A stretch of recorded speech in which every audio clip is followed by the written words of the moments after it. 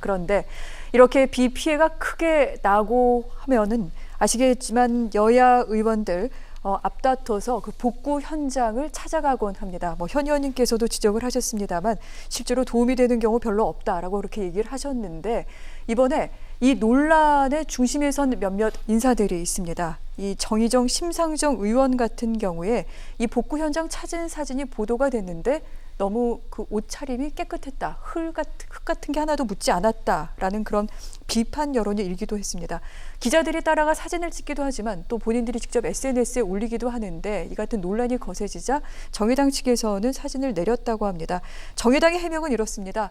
복구 작업 초반에 찍은 사진이고 이 복구 작업하는 중간에는 굉장히 좀 바빠서 사진을 찍을 수가 없었다라고 얘기는 했습니다만 이 여야 정치인들이 복구 현장을 찾았을 때 불거지는 논란 이번에도 좀 피하지 못한 것 같습니다.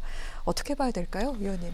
사실은 우리 현 의원님께서 먼저 말씀드린 바 있습니다만은 차라리 그 국회의원들이 국회에 모여서 어떻게 피해를 최소화하려고 하는 예산을 어떻게 만들고 현재 기재부는 사실은 여러 가지 추경에 대해서는 좀 부정적인 부분도 있는 거거든요. 예비비를 쓰자라고 했을 때 조금 더 그것이 더 국회의원다운 역할이 아닌가. 네. 가서 그냥 사진 하나 찍고 돌아오는 데서 또 욕먹고 이런 것이 재탕 삼탕 반복되는, 또 오히려 여당 야당 지도부들이 나오면 그 사람들 대우해 주느라고 행정력이 그게 써서 오히려 실제적인 일도 못해요.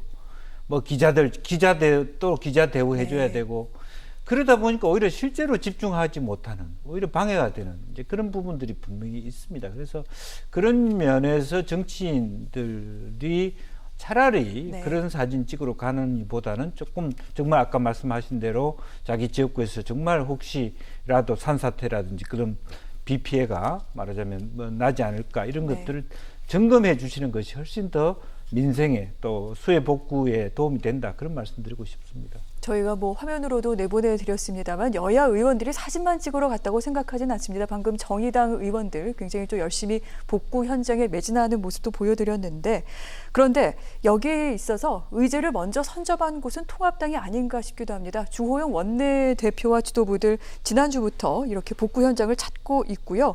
오늘은 이 굉장히 큰 피해를 입은 호남을 챙기고 나서서 상당히 큰 주목을 받고 있기도 합니다. 김종인 비대위원장, 통합당 앞으로 과거와 달리 호남에 관심을 갖고 가겠다 이렇게 밝히기도 했고, 민주당에선 상당히 좀 긴장하는 기세가 좀 여실히 보이는 것 같습니다.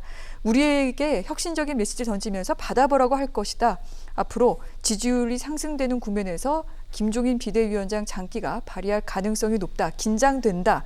이렇게 얘기하고 있기도 합니다. 자, 이 같은 시국에서 민주당이 김종인 비대위원장과 통합당 무엇을 좀 경계하는 거라고 생각할 수 있을까요?